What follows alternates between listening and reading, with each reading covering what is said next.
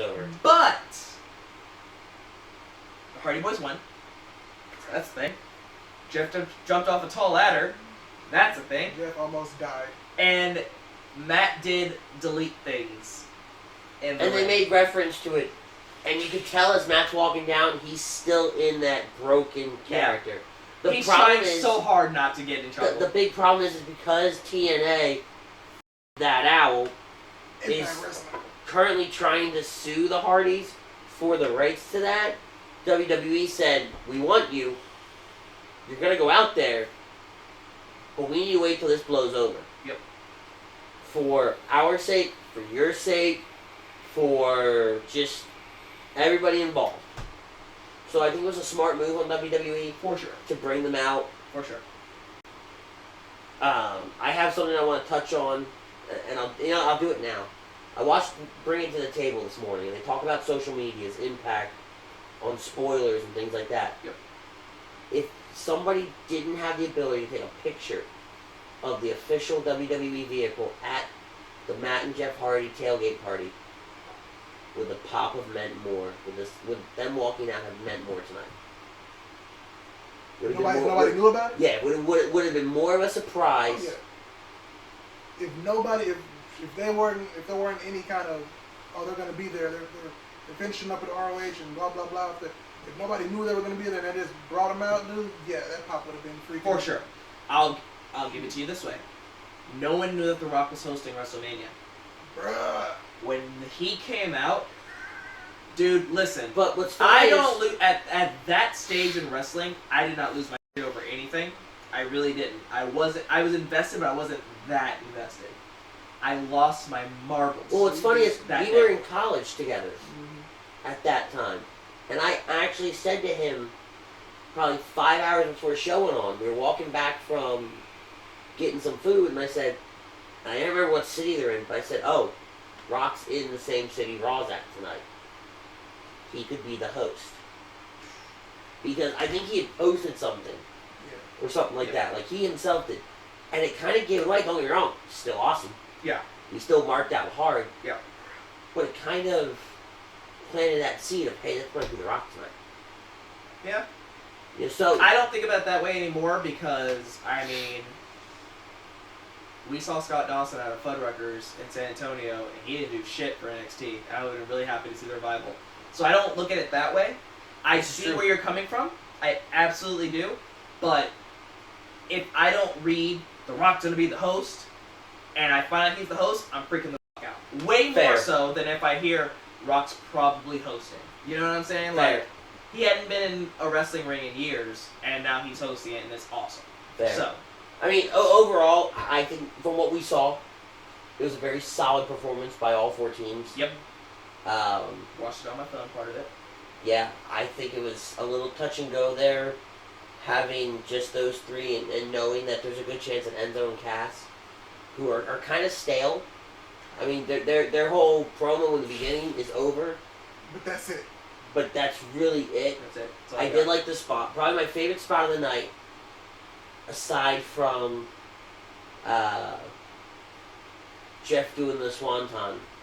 I don't know if you guys saw it, but two ladders are set up, same place where Jeff did the Swanton. In fact, it's the same two ladders. Luke Gallows hits Sheamus or Cesaro, I think, off the ladder. Big Cass does it. Gallows is walking over. Enzo runs. Cass lifts him and throws him over the two ladders. Yep. And takes out Gallows. I think that was a beautiful spot. Oh, yeah. That's one of the few things I love that Enzo and Cass do.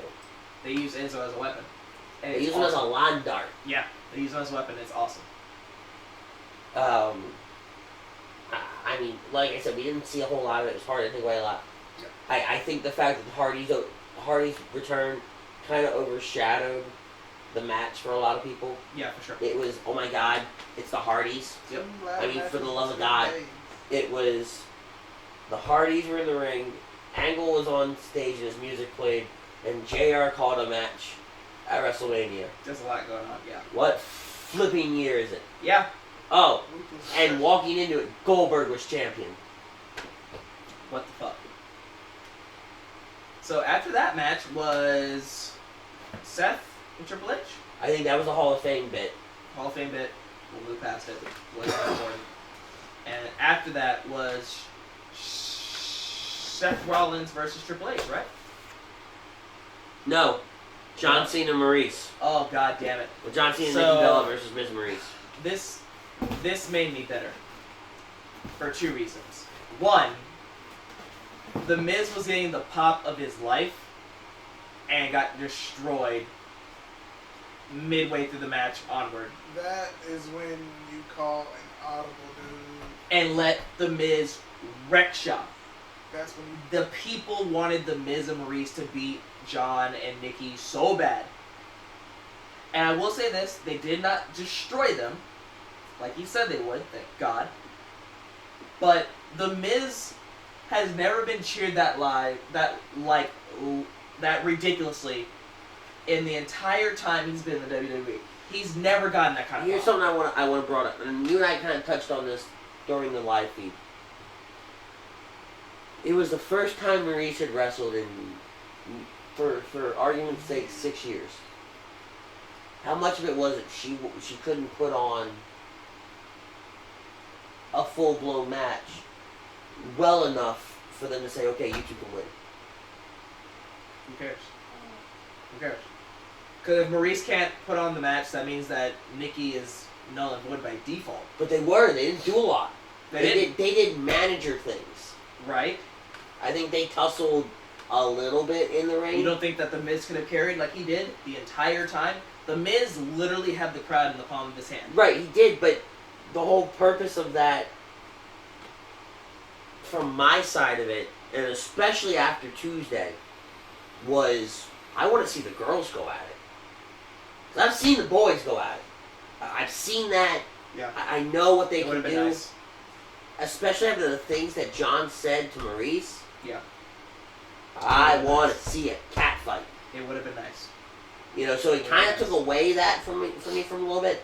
So that's why I was, when John and Nikki won, okay, I see what you're doing. Okay, and just to get this out of the way, they got booed for the proposal portion. Which They got booed, bro. all right, this is where the WWE universe bothers me. They cheered after. Hold on. They cheered during the hugs and the kisses. They did cheer for that. But for the when speaking Cena's segment doing, and speak when when Cena's Cena's doing his talking, in my opinion, that's one of the most important parts of a proposal for not just the guy. That's the part you work up to, but the girl as well, right, because that's what she remembers. right. And for them to be sitting there booing loudly during that part, as a fan, as a person, that kind of bothers me a little bit. Here's the thing.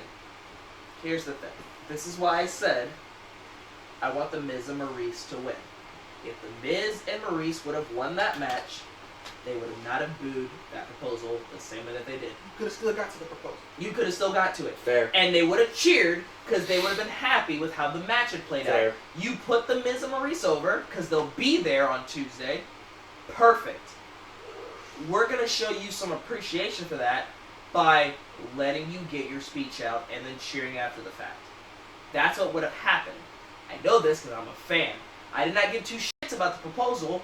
No offense, guys. I genuinely like Nikki and John Cena as people. But you just won a match from people that, in my mind, are far more deserving because both of you will be gone for a while. And then you expect me to just sit there and be quiet?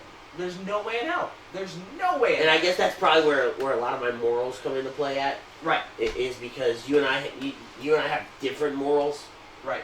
in some aspects, Yep. and you know, was I very happy? We agree on that. Lots of agree on that. In some aspect, I was upset that John and Nikki lost. Amazing, Maurice. John and Nikki won, you mean? Yeah, John and Nikki won. Sorry, I'm slightly tired. It's alright. It's been a long day. Been drinking a lot, so. Got you. But I get it. I mean, and at the end of the day, I get it. I'm not happy about it. Not happy about it at all. Do you think that that proposal was them actually getting engaged, or do you think that they already were engaged prior? For sure, engaged before. They had to have been. That's what I've been hearing. On They social had to have been. I didn't think about that until you said it. I honestly didn't think about it because, to a degree, building up to it, the proposal's been kind of on the back burner for me. It was something I actually hoped for it once the match actually started.